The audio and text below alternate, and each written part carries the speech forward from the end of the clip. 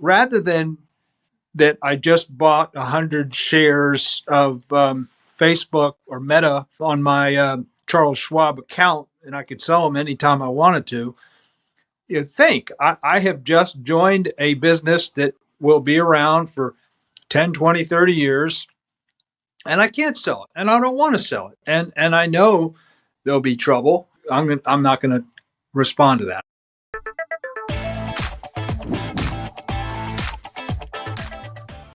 You wrote one of my favorite investing books of all time, The Essays of Warren Buffett. To any investor or corporate manager out there listening to this or who haven't read it, you need to get yourself a copy ASAP. Now, one of the most interesting insights from that book that differentiates Warren Buffett from 99.9% of other managers is his emphasis on intrinsic value over stock price. Buffett's strategy is to keep the share price of Berkshire Hathaway aligned with the intrinsic value of the business rather than seeing massive mispricings. Why do you think it's so rare for executives to place such a low emphasis on stock price in today's markets? Market prices have a powerful effect on everybody, and CEOs in particular, because many consider that to be the scorecard of managerial performance. And many managers are compensated in stock and stock options whose value is strongly influenced by stock price.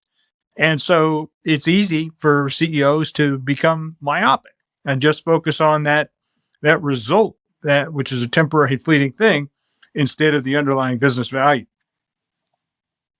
Yeah, it makes sense.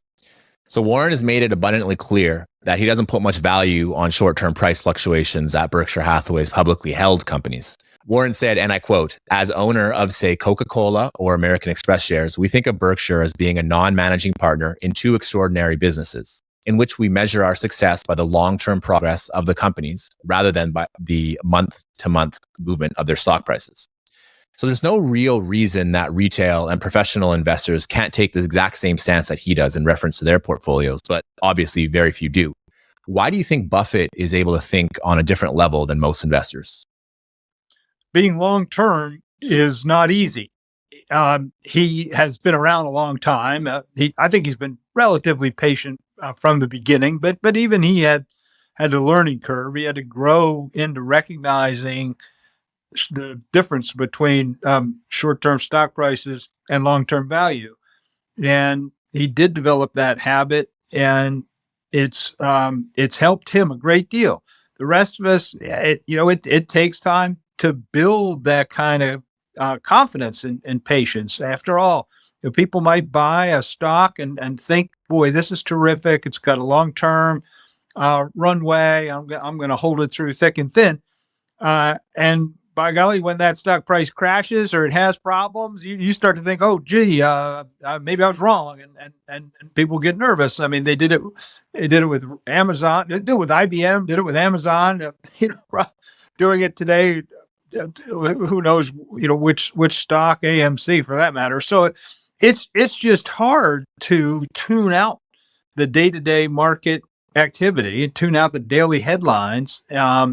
He consumes that information, but he manages to discipline himself to recognize that that's just a momentary picture, and you've got to zoom back and remind yourself that you're in it for the long term. I mean, that another notion, Kyle, that your quote from that section of the essays about how he sees himself or Berkshire as a non-managing partner of Coca-Cola or American Express.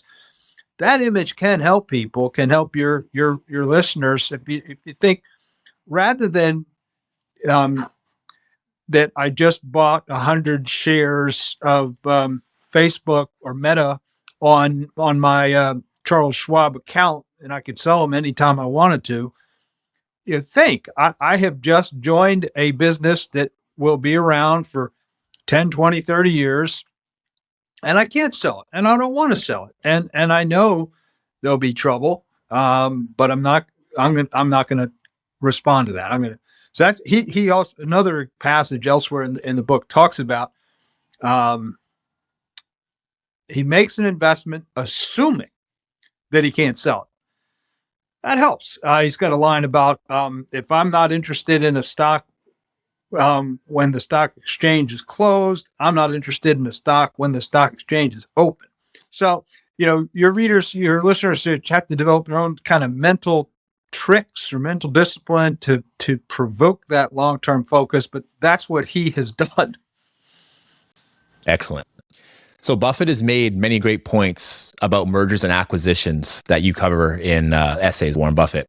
One of the main themes that he discussed is how mergers are often great for the acquiree, but very poor for the shareholders of the acquirer. Do you think Warren Buffett's competitive advantage for acquisitions lies in the fact that he doesn't use outside help for such, for help with these investments via, investment banks and stuff like that? Almost certainly. There are two parts to that query, if I may. That first part about buyers tending to overpay, it is true. And now part of that might be built-in competitive market economics, independent of advisor. If Cisco wants to buy this wonderful AI firm or cyber firm, well, it might have to pay $26 billion.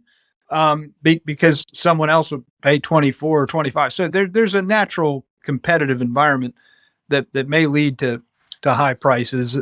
There's also a little bit of natural salivating that managers imagine a wonderful result occurring from some growth in the business, some platform, some acquisition. So there are those natural psychological, social reasons why bidders do tend to overpay. But the helpers, thanks for mentioning helpers. Warren has a whole section. There's a whole section in the Essays of Warren Buffett called "The Helpers," and he points out that corporate America has fostered a cottage industry in advisors, consultants, bankers, accountants, lawyers, who help companies do all kinds of things. And well, they're expensive. They cost money. They then try to add value, and sometimes that it adds up to overpaying. And so that ecosystem, Warren's quite critical of it. I'm in it, so I'm a little less critical of it. But there are people and there are services that do add value, but the overall effect is to, I think, increase prices and maybe get people increasing value. If I may, he's got another joke, because on the investment bankers in particular, the advisors to buyers in merger and acquisition transactions will often charge on a contingency basis, on a success basis. So they get a piece if the deal goes through, and it's usually a percentage. And so their interest is to get the price high also. And indeed, the higher the price, the more likely it is that bidder will win. So the bankers have a structural incentive to bid them up. And when that happens, you obviously risk overpaying. And Warren's got a joke on that. He said, well, he typically does not use advisors or bankers for these transactions, but he had a joke that said, well, if I'm going to pay a banker a percentage of the deal if it goes through, I think I should pay another banker a percentage of what it would have been if it didn't go through, and then he'll get kind of the best advice either way. I like that. So another awesome part from your book was when Warren talked about intrinsic value, and I quote, "The percentage change in book value in any given year is likely to be reasonably close to that year's change in intrinsic value. Many of our listeners are invested in businesses that are high in intangible assets. Do you think Buffett would stand by this as a useful measure for changes in intrinsic value of asset-light businesses?" It's a great question, and I think you probably would. I think the main reason is that you're right that the elements of assets have changed from steel to silicon and even more abstract, and so book value as such is measuring something different and may have different reliability. You're measuring the value of a warehouse or a plant might be quite different than measuring the value of a trademark or a copyright or a patent or even some other intangible like reputation. That said, I think there's probably uh, fewer ways to impose yourself on book value psychologically, systematically, and so it's easier to get carried away with estimated cash flows and discount rates, with earnings and multiples and comparables. It's book value is still a pretty disciplined accounting metric, conservative. It may underestimate, it may leave things out. But you're right. Elements have changed. What it measures is different, but in terms of its conservatism, my guess is he probably still offer a defense of book value per share. I think his annual letters typically lead off with a statement about book value per share. He's got at Berkshire Hathaway, they're in 80 or 90 different companies, and then plus all the securities. So the overall mix, I'm sure, compared to 30 or 50 years ago, is way more intangible than tangible assets. But there's still an enormous amount of value residing in the measurable tangibles, and sometimes there'll be goodwill within the book value. So they're capturing across that huge enterprise. I think book value still might be overall the most meaningful or disciplined expression. Excellent. Thank you for those. So there's a great quote from Quality Investing. Quote, "If smart people learn from their own mistakes while wise people learn from the mistakes of others, the goal is to be both smart and wise." What strategies have you seen in the corporate world by the best managers out there that help ensure that they are acting both smart and wise? Oh, thank you very much, Kyle. I enjoyed writing that book, and it did make me think a lot about how we learn and how we develop intelligence and wisdom. And I do think both self-reflection, self-criticism, and observation of other people's decision-making processes and errors is important, and doing both. And there's and Buffett, is an exemplar of. He may even be a little extreme. He remembers his mistakes. He writes about them, and then he often picks at them over and over and over again. You'll see throughout the essays he constantly revisits his acquisition of Gen Ray, which is long ago in the rearview mirror, and just kicks himself over and over and over again. I try not to do that. I don't think it's strictly necessary. But and for most ordinary people, probably recognizing the imperfection in your process, what you learn from it, and then moving on. And so I think doing that on a regular basis about and certainly investment decisions, hiring decisions, could be other relational decisions that you make. And then also, I think picking up on patterns that you can observe from others.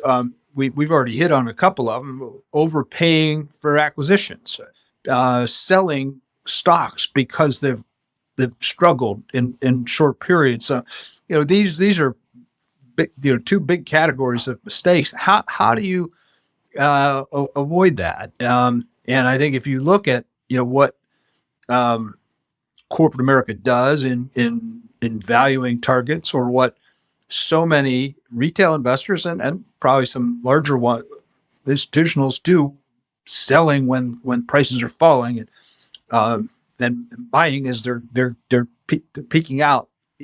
What's happening there? And you study that, and there's some social psychological forces again, in both cases that we've touched on.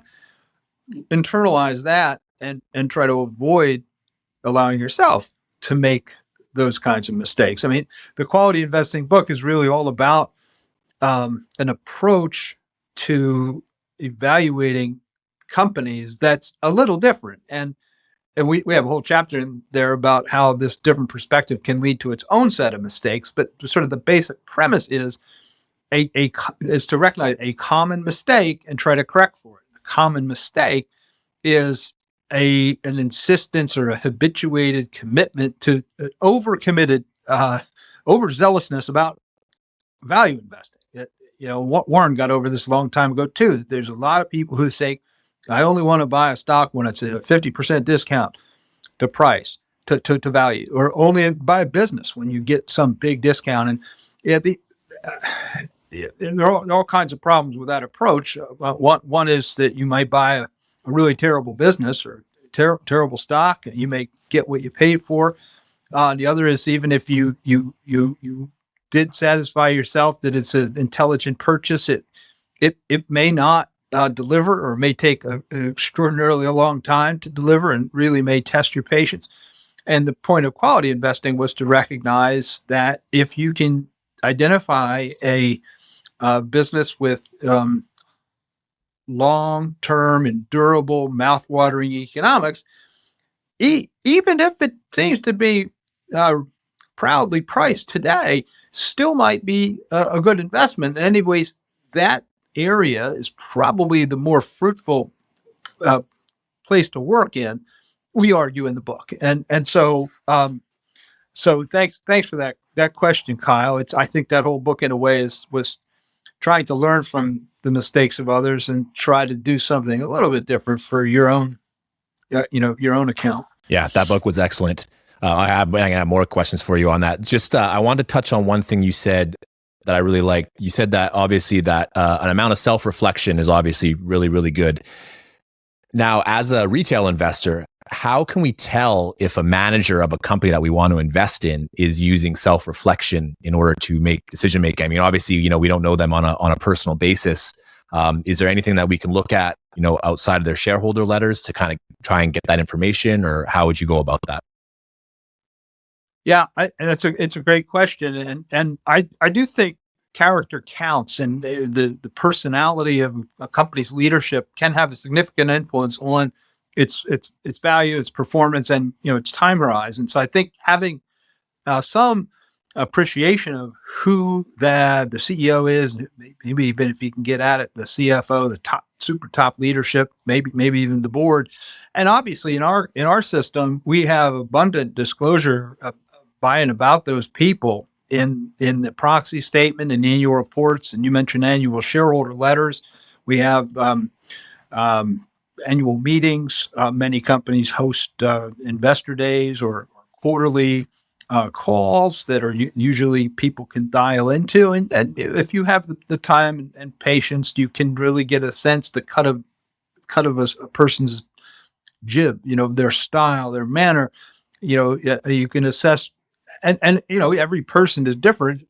People have different appetites for what signals to them a high degree of candor, a high degree of competence, and whether in today's world there's always an association with some aspect of the intangibles a person brings in terms of what they value highly, what their priorities are, and so you can certainly take some time, but spend time listening to those audios or presentations and reading the letters and the annuals.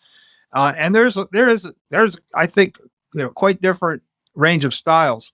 Now it's hard to do that for hundreds of companies, but if you're able to narrow down your own circle of competence, what you think you understand well, and zero in and zero in, it may not be unbearable. It may be manageable, and sometimes it's even fun to spend some time you're trying to size somebody up that way.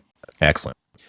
So in quality investing, you also mentioned that you prefer businesses to prioritize return on capital over per share earnings growth, as businesses that emphasize this are more likely to be a little bit more long-term oriented. Are there businesses that have converted to this line of thinking from, say, like a total shareholder return or other subpar incentive structures? Yes. And that's another thing you can get from the readings and audios that I just mentioned, because you'll hear what priorities a CEO adopts, or a CFO adopts, or a company adopts, what they're measuring and what they emphasize in their measuring. And if they're measuring growth in earnings per share, well, that signals the opposite of what I appreciate. some people may appreciate that. That'd be an accounting based kind of growth orientation over shorter periods of time. Return on invested capital is instead really ultimately what is a shareholder getting for each dollar, and that's, to me, what the shareholder ultimately must care about. And you may generate a higher return on invested capital with a company that's not growing its earnings. It may be better to shrink a business or allow it to get smaller, and the returns might get higher depending on the economic environment, product, the mix, pricing, depending on every business factor. And so, I think prioritizing earnings per share growth, and that may be good actually for going back to your second question. Managers who are compensated on the basis of earnings per share growth are going to grow earnings per share, um, and not care so much about return on invested capital. But for a shareholder, who her net worth will be a function of the return on the capital, not necessarily on the growth in anything. Yep, agreed. Another great insight from quality investing was the importance of incremental innovation. So this had two benefits that you outlined. One, the customers are happier that they aren't seeing large shifts in price. And two, the business is happy because it can charge slightly more for an improved product without angering its customers. What type of businesses can you name that you think do a really good job of incremental innovation? Well, yeah, thanks. I think that keeping that philosophy in mind is attractive, because it's a very customer first business model, and I think the best companies are those who appreciate that their fundamental purpose is serving customers.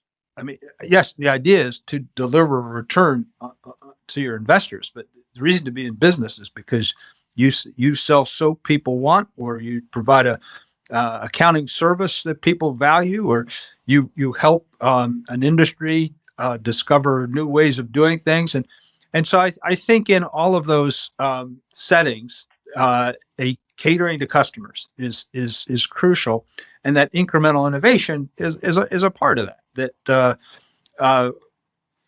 I mean, it may vary industry to industry, but generally, people who are buying goods and services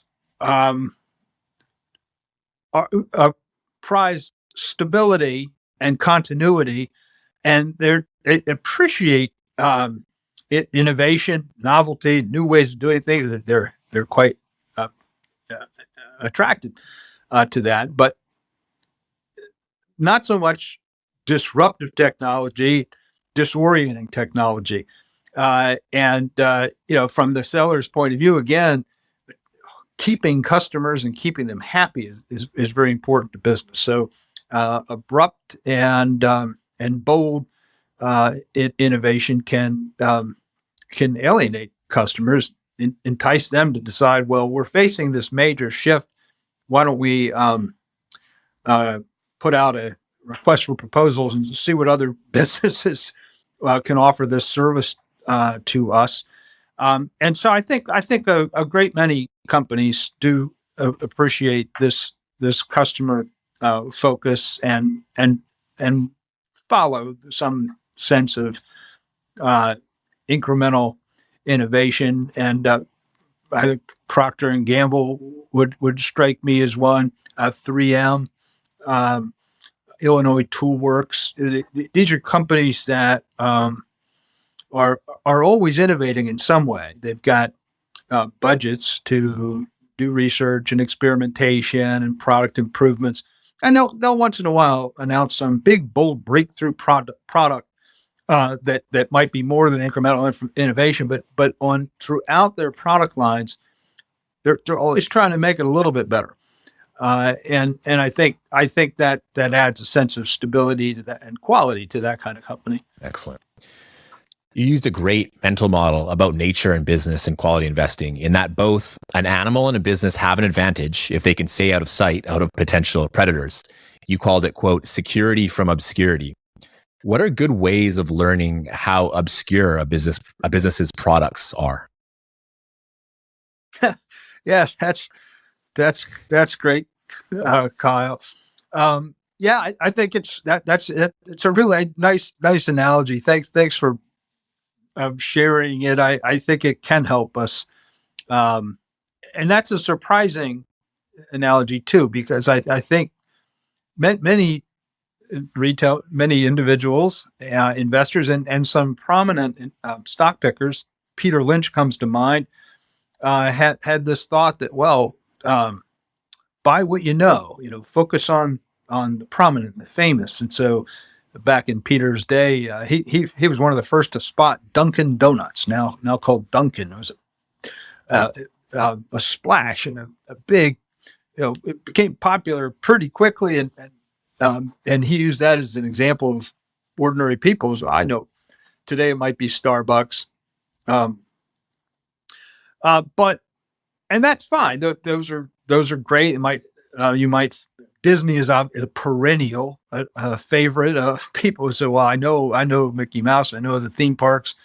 Nowadays, Mattel, owner of Barbie, might be that kind of thing. These are not little furrowing animals down in the down in the forest. These are big, well known. And we have no problem answering your question there. You just read read the paper, or, get on your phone. These obscure things are usually going to be not consumer branded products, but organizations that help other businesses prosper. So it might be the ingredient maker or the data management firm, the sort of the back office help that are essential to those consumer facing or those branded businesses. And so trying to develop a sense of that sector, that sort of the ingredients companies, and trying to think who among them are the incremental innovators. How do you do that? You have to read a lot, and one way to do it is you're reading the annual reports of even those four famous companies, Dunkin', Starbucks, Disney, and the others. You'll begin to learn that they rely on certain suppliers, certain vendors, to deliver their doll or their movie or their products, consumer products. And if you can back up that their supply chain, say, well, what kind of what role do these little animals furrowing in the forest play? And you'll find that there are some indispensable components of that supply chain that contribute enormous parts of the value to those big marquee name companies. And I think we give a couple of examples of companies like that in quality investing. And so, it is hunting, there's this little animal there. And a lot of those companies appreciate that security in obscurity, that they're very happy to do very, very well for themselves. They don't want to make a fuss. They don't want to be on the front page of the newspaper or on your app. They like making this particular input, whether it's the ingredients in yogurt or the little metal devices on the end of your UBS ports. Amphenol is that company, and so read a lot and think. What is essential to this visible product that stays quiet and stays obscure. Excellent advice. So I want to move on a little bit more about Berkshire. So Berkshire has only paid a dividend once in its history in 1967. In the book, you mentioned that in 2014, and this book, I'm mentioning now, is Margin of Trust. You mentioned that shareholders overwhelmingly voted against another dividend when they had a vote. So Are these the only two times in Berkshire's history that they voted on dividend payments, or have there been other instances as well? It's a great question, Kyle. I think that Warren makes a joke about that 1967 dividend that he says when the board approved that dividend that day, he must have been in the bathroom because he wouldn't have approved it. Yeah, I think he put two resolutions to shareholders over the years. One was 2014. I think it might have been about 10, 15 years before that. But both times he was responding to inquiries from Berkshire shareholders who had an appetite for liquidity, that they'd like $1 a quarter or $10 a quarter. And they wondered, would you be willing to do it? And Warren has long explained that this is the basic capital allocation model is to try to put every corporate dollar to its best use. And in that model, a corporation might reinvest in its existing businesses with that dollar. It might make acquisitions of bolt-on or tuck-in businesses, or even add new businesses, or invest that dollar in common stocks of other businesses. Or it might buy back its own stock if that's trading at a low price to value. And if they run out of uses in those areas that deliver a better return than the stockholders could get themselves, then pay the dividend.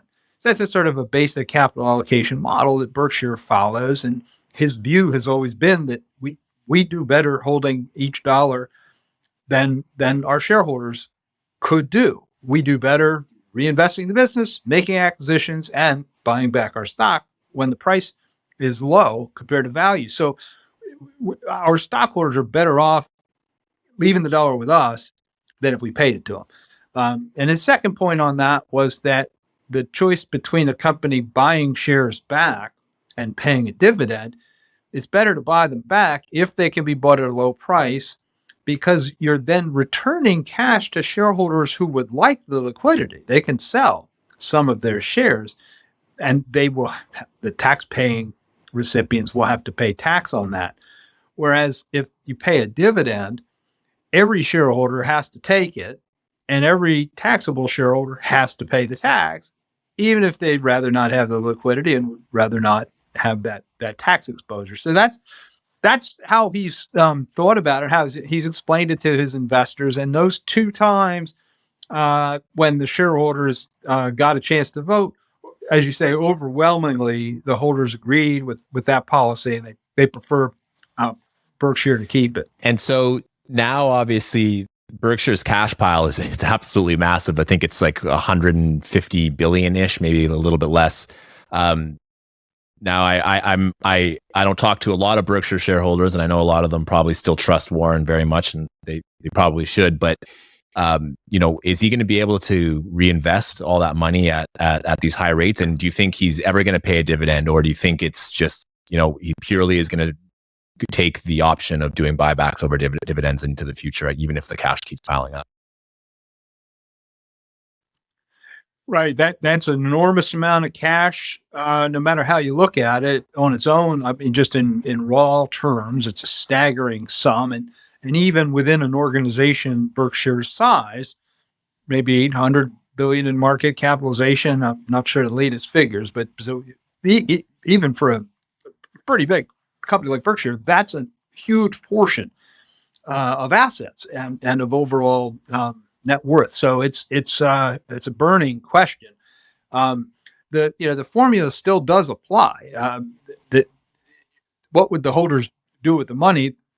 Probably buy an S&P 500. So and that they'd be receiving that money after tax, and so that return does struggle with even the basic return that Berkshire's wonderful businesses and its investees will return. So I think the equation still the test is met. They're not failing that test. And what's he doing? Well, what they're doing is waiting for that big opportunity. Well, I guess they're waiting for two things. One is, I should say, one reason Berkshire has had a policy of holding abundant cash. Now, by abundant, I think the last figure he used for this purpose was 30 billion. It may be 40 or 50 now, but it's abundant cash in order to pay insurance claims if the businesses were hit. Berkshire writes a lot of super catastrophic insurance risks, reinsures for a lot of catastrophic risks, earthquakes, hurricanes, floods, terrorism. And so if we got a huge, I mean, Berkshire's always said, we want to be the Fort Knox in the insurance industry. And it brags that it claims that it has the strongest balance sheet of all the major property and casualty insurers. That if the world was really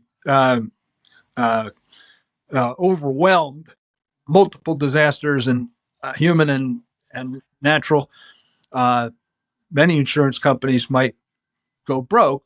Berkshire, he says, won't, and we'll pay every claim that comes to us. So to be able to make that commitment at the scale of insurance that they write, you'd need 20, 30, I don't know what the number is today, but for 40, 50 billion. So at least a quarter or a third of the cash that's sitting there is has to be there.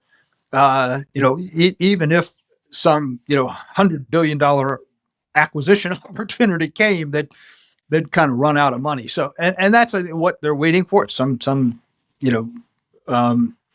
amazing opportunity like that. Obviously, there aren't many companies in the world that would fit that, but there are a few, and you never know when they might come available. It's good to have that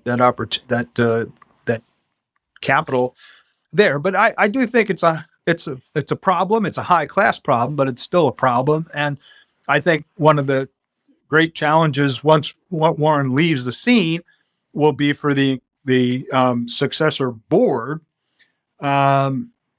to make that determination. If I was on it or advising them, I'd stick to the knitting. I'd stick to the Buffett philosophy. But you can bet that there will be greater agitation among some shareholders to break that pattern. So that's I think will be one of the most interesting things about Berkshire in the next 10 or 20 years. So trust is an admirable trait that Warren has fostered at Berkshire Hathaway and through its subsidiaries. That trust has been responsible for much of Berkshire's acquisition history.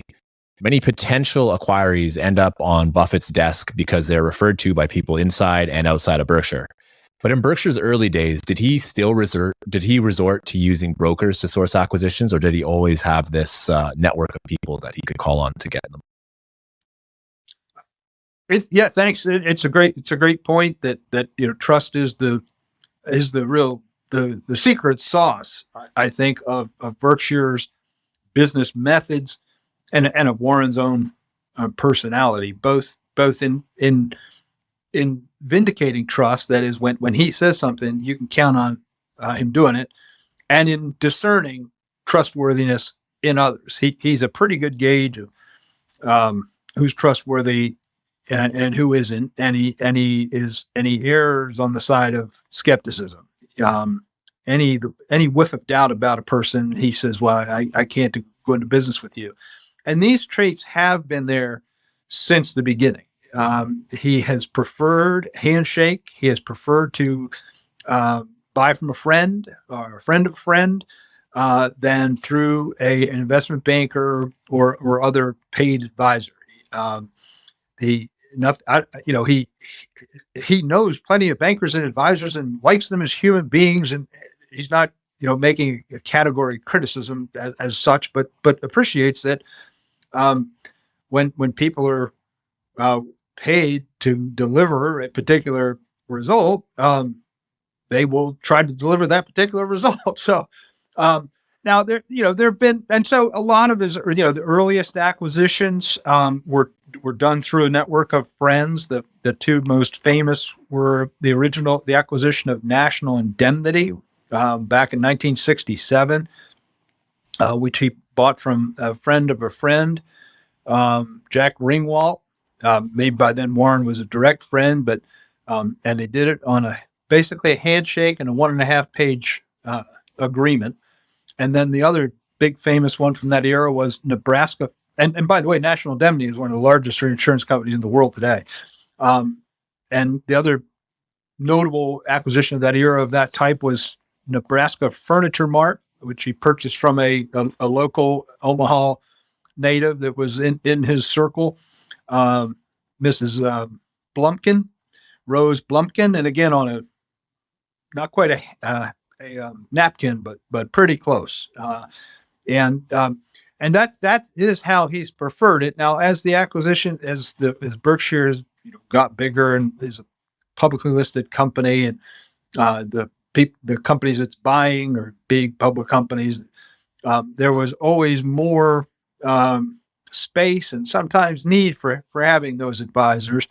And so some transactions did end up getting there through that more professional route, but always the favorites and the ones he likes to talk most about, came through friends and family, and it's just easier to it is easier to count on when you hear, oh, this is the book value, or this is the growth rate, or these are the markets we think we can do better in. You can trust it more than a Section 6.75 of the agreement makes a representation that the GAAP financials have been audited. Yeah, it is different, and he's managed to. I mean, the other you asked early on, what's different? How is Warren different? He has cultivated a phenomenal network of people, business people. So he must get. I don't know what the figure would be, but dozens of acquisition opportunities a week, and so that it is a little harder for the the rest of us to receive that volume, but he'll see everything within his potential wheelhouse, and it's easier for him to run his business that way. So advisors are sometimes critical, but within my footnote on that is, I think if you're a professional and engaged in building a business or trying to grow a business in that dimension, having advisors is important. But what's critical is having advisors you can trust. And our book Margin of Trust is partly about how you can probe. Yeah. That. So I got some more questions on the book. So you mentioned in Margin of Trust that as a business grows in size, centralization begins creeping in. You mentioned Mark Leonard, which is dear to my heart because I'm a big fan of his work. So anyways, you mentioned that he was doing a search for high performing companies at one point, and he said, and I quote, "They eventually caved in to increase centralization. My hunch is that it takes an unusually trusting culture and a long investing horizon to support a multitude of small businesses and their entrepreneurial leaders. If trust falters, the business units can be choked by bureaucracy. If short-term results are paramount, the siren song of consolidation synergies is powerful." Now, for a business running decentralized systems as part of their model, how can they best maintain trust with their subsidiaries to avoid the creep of centralization? Kyle, you ask such excellent questions, and that's beautifully put and poignant, because you're absolutely right, that you as an entrepreneur, you or I or the group of us, we start to develop this product or market this service, and we're excited about it, and we want everybody to do as well as they can and reach their potential. So we give them lots of responsibility. This person's in charge of this business. This person's in charge of these accounts, and we just have everyone doing their best. And it's a sort of a partnership, and we all trust each other. And we don't have reports. We don't have two people signing off, and we sort of just let it roll. And then as you get bigger and bigger and bigger, your interest in trying to impose a little control increases too. And so you start you have some oversight, supervision, and reporting hierarchies and things like that. So it's a natural thing to want to do. And you have to have a balance. You certainly can have an organization of 1,000 people, and each person could just do whatever they want and let us know how it goes. You have to have some culture, some glue, some shared sense of what achievement would be, what the goal is. And so you do need to have a balance between autonomy and oversight or control.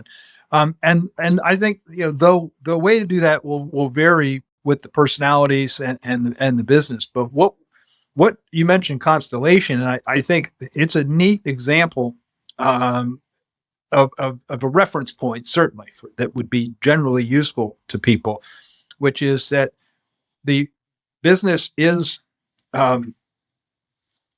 decentralized, so it's divided into there are 1,000 different businesses inside that company, each one with its own P&L, each one managed by its own team, and with enormous autonomy in their sphere of marketing, pricing, product innovation, staffing, even compensation, incentives, work hours, environment. And they're in 120 different countries. So that is also very, very important because locales differ in language and religion and geography and just about every way. So it's an extremely decentralized model for really, really, really good reasons, and it's very much a system of trust. Now, and then the flip side, the way that the balance is that there are also a set of business expectations that performance metrics that each of these 1,000 units say should be able to meet.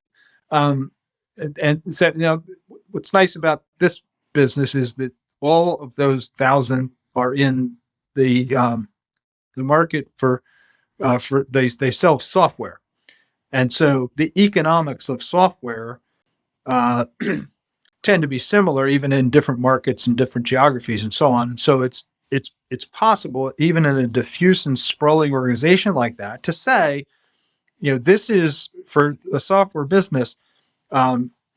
Revenue per employee, let's say, should be within this range. Expenses for product development should be within, compared to revenue, should be within this range. Numbers of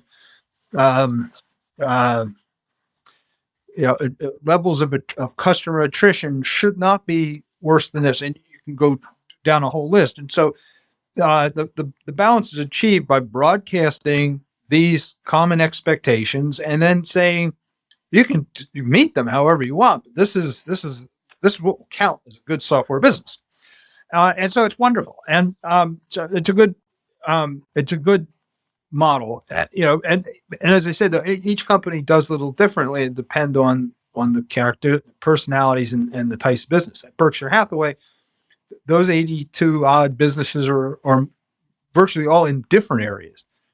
I mean, there are 5 jewelers and 5 furniture stores, but they're making consumer products, industrial goods, selling services of various kinds of insurance. So you can't, and so the metrics of the performance expectations and how to measure them will be different.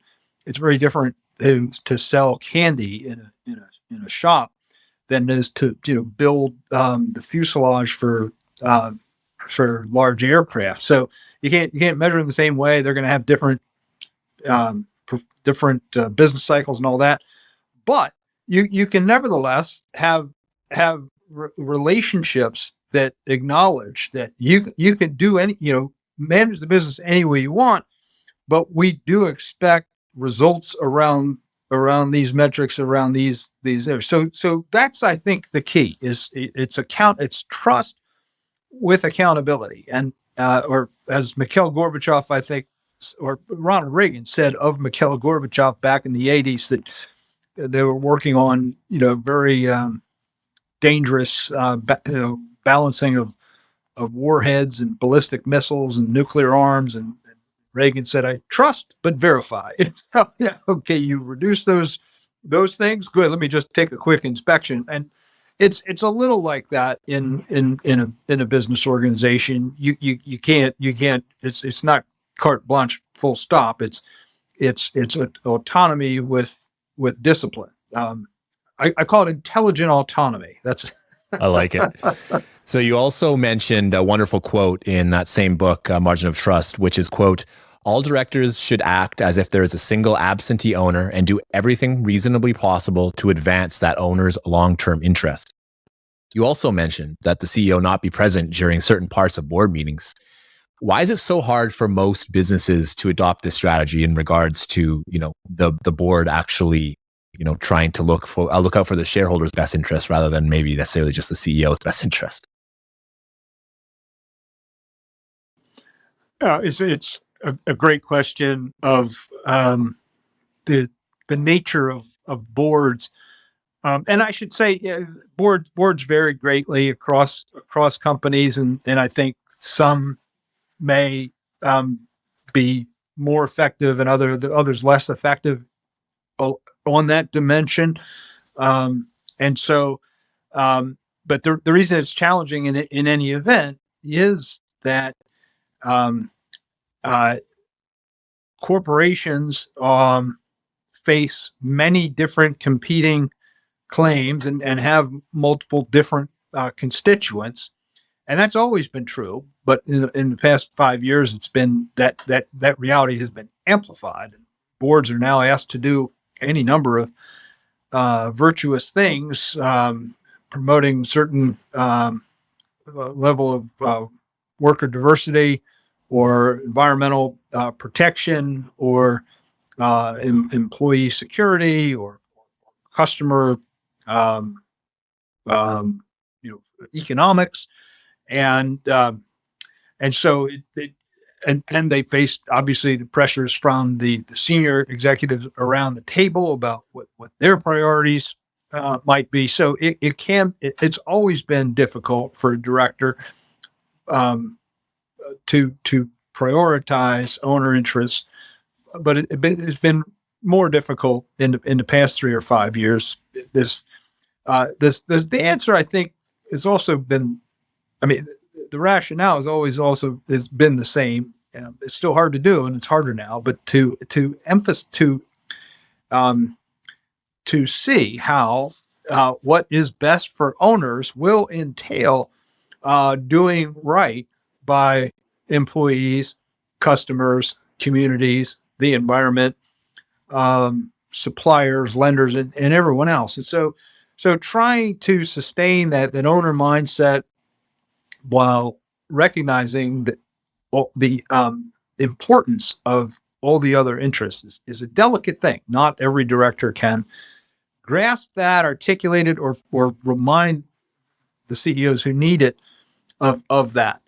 So that's a big framing, Kyle. The second part of your question about the advice that directors should review the CEO's performance without her or him being in the room is a critical point, because ultimately everything I just said that the board needs to be able to conceptualize, that owner interests are derived from other constituent interests. The CEO has to understand and live that too, and that's a real balancing act, because we cannot allow the CEO to ignore or diminish owner interest by saying, "Well, I've got to give the employees this significant raise. I've got to give them a big raise so my pay doesn't look so bad. I can't push that price increase through because we're in a recession or we just pulled out of a pandemic." I mean, the CEO's got to balance that matrix as well, and then has to do other owner-oriented tasks well too, such as a rational capital allocation strategy of the sort we described.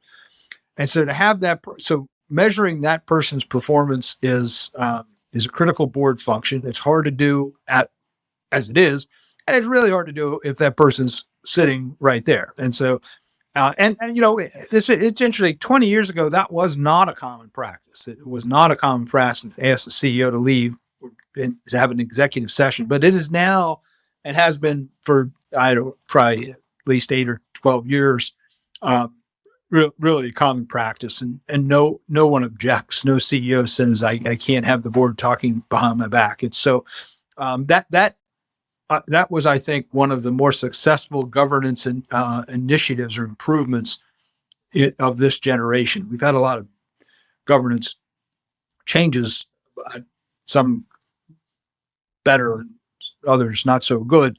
But I'd say that's probably the most important, most valuable, and successful one, or at least one of the top ones in the past 10, 20 years. So in Quality Shareholders, you mentioned that Phil Fisher, who's one of Buffett's biggest influencers, had a great way of comparing companies with restaurants.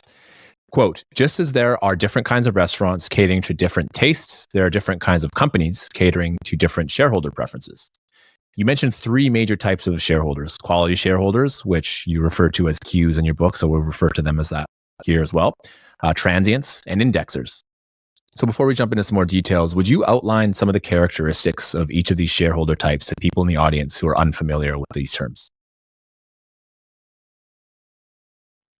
Happy to, Kyle, and thank you so much for reading all of my books so carefully and having such profound questions about them, and thank you in particular on this quality shareholders matrix. And I confess, as you did for me, that I owe this framework to Phil Fisher, who wrote a great book in 1958 called Common Stocks and Uncommon Profits, and Warren called the world's attention to Phil's book in outlining exactly this in his 1978 letter to Berkshire Hathaway shareholders, in which Warren said, at Berkshire, we want only quality shareholders. And his definition that I pick up in answering your question now is that quality shareholders have a very long time horizon.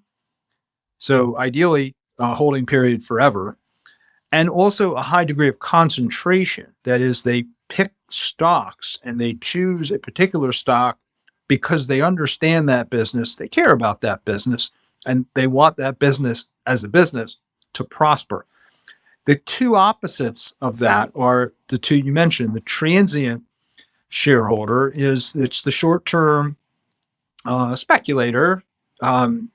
You could call them a lot of different things. I mean, it's the day trader, or nowadays with AI, the artificial intelligence, the nano trader programs, rapid buys and sells, and there are plenty of professional arbitrageurs who simply are buying and selling stocks or options on them in order to take advantage of short-term changes in the business or in the perception of the business or in regulations. And so, well, I collectively call that whole group transients, because they're not planning, for whatever reason, to hold the stock indefinitely. They've got typically a pretty short sense of getting in and out.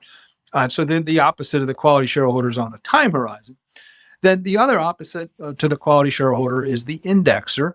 These are funds that became famous in the 1990s and now are the dominant players in equity investing. The fund that doesn't pick stocks at all, but simply buys a little bit of every stock in a huge index, like the Fortune, like S&P 500 or the Russell 2000, and they're not picking stocks at all. They're picking an index and then buying and selling stocks in proportion to their market cap to hug the index or to replicate the index. There are some funds that try to do a little risk on that, and they kick a few out. But by and large, they're not the quality shareholder Warren was trying to get, who are focused on the economics and character of a particular business. They're just looking at the overall market too. And so those are the three primary types of shareholders out there in today's markets. And that book is all about those three categories, and why the specific features of the quality shareholder, that long-term focused cohort, and why that's attractive from an investor's point of view. So quality shareholders seem to make up a minority of retail and professional investors. What is it about the investing industry, you think, that prevents more retail and professional investors from taking advantage of being a quality shareholder? Excellent question. Yeah, I think there maybe it's hard to measure. We tried to measure it inferentially and with a lot of different data sets, and it's certainly no more than 25% of total market cap.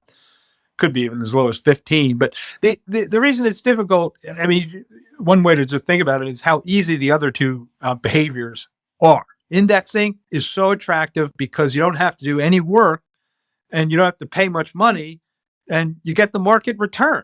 It's an ingenious invention. Jack Bogle invented it. The late Jack Bogle, who founded Vanguard, had come up with the idea, talking to his professors at Princeton, but he wrote it up in his graduate dissertation and then turned around and, opened up a shop. And it's been the most successful form of investing ever. So now the giant funds, there are three huge ones and hundreds of smaller ones, all still pretty big, and they don't have to do anything. They have to run a model. You've got some back office stuff. You got to buy and sell to keep hug the index or get close, but you don't have to think. You don't have to think about, is this business going up or down? Is this manager a superior character or an imposter? You don't have to think. You just buy the index. Boom. And that's so and it doesn't cost. It costs very little money to do. And you get the market return. That may be minus 18 as it was a couple years ago, or it might be 34 once in a while, but mostly it's around 9, and that's great. So it's super easy and tempting. That's why large portions of individuals in America have their retirement savings in an index fund. It's phenomenally intelligent and wonderful. The trader group, the transient group, that's we talked our first or third question today. It's fun to buy and sell stocks, right? It's neat to try to get in there and see if you can time something, see if you can get ahead of AMC, or if you can think, well, what is the next big thing? And then you think, well, gee, I'm pretty sure this is now at the peak. Let's sell it. Or, the more sophisticated, making bets on whether this new merger is going to go through or whether the antitrust authorities are going to block it. It's fun to do that kind of stuff.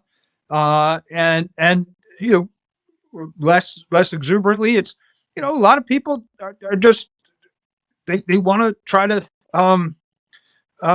get things done within a year or two or three. And they're going to take a big position and then sell it. And they're not here. They're not sticking around for 5 or 10 or 15. They're not thinking that way. They're not thinking about their retirement or their kids' college education or grandkids. So those are two reasons why quality shareholding is less popular. Indexing and trading are, one's lucrative for doing nothing, the other is fun for doing a lot. And so, from that point, and then just on the other side, quality shareholding, to have the patience and the conviction requires a mental investment in order to decide, okay, I'm not going to sell quickly. You have to be able to stick it out. You have to be able to ride through those bear markets and avoid being too optimistic into bulls. So that's just hard mentally to do. And to focus, you have to be able to have at least some confidence that your analysis and your judgment of a relatively small number of picks is defensible, is fair and right, and you won't lose sleep and you won't lose your spouse or your house. So it's hard. These activities, it's hard to be disciplined. But I hope you'll ask me what's absolutely the good side. Let's talk about that to close it off with. What's the upside of being a quality shareholder? Excellent, thank you. Because I think it pays off. I think obviously compared to the indexer, the trap is you underperform. You make bad decisions and just can't get it right, and you underperform. But the real upside is being able to discern high quality businesses run by high quality people and making investments in them at least a fair price, and then holding it for a really, really long time. And you can perform exceedingly well. And there are lots of examples of individual human beings who've done that. Famous examples. We list a whole bunch of them. in Quality Shareholders. We've got whole appendixes, some of the famous people, and then funds that they've gone on to create. So I think there's a lot of upside for the investor. And the related upside is that, especially as maybe not for individual stock pickers with a relatively small nest egg, but for larger individuals who come to have significant positions in companies, they have a voice, they have an influence, and they can help companies. Most shareholders don't help companies. Those indexers, they don't know. Even those giant money managers, the $1 trillion money managers like Larry Fink at Black Rock, he can't help Warren Buffett. He can't help Steve Jobs. He can't help Procter and Gamble. He can't help the board at Cummins Engine. He doesn't have the first idea about any of their business. Doesn't have any clue. What he's good at is thinking about big time policy things like emissions disclosures and diversity. That's not going to help Berkshire deploy that 150 billion. It's not going to help Nvidia innovate in AI. It's not going to help Cisco close that acquisition in cyber. He doesn't know the first thing about any of those things. Quality shareholders of those companies do. Those funds and individuals who spend their careers studying companies and then zeroing in on, say, some of those investments. They're a brain trust. I mean, Warren has great shareholders, and he'll call them and say, or he'll get those calls from them saying, here's an opportunity. Here's a $30 billion acquisition for you. Or Steve Jobs will get to call you. We have the chip that you need.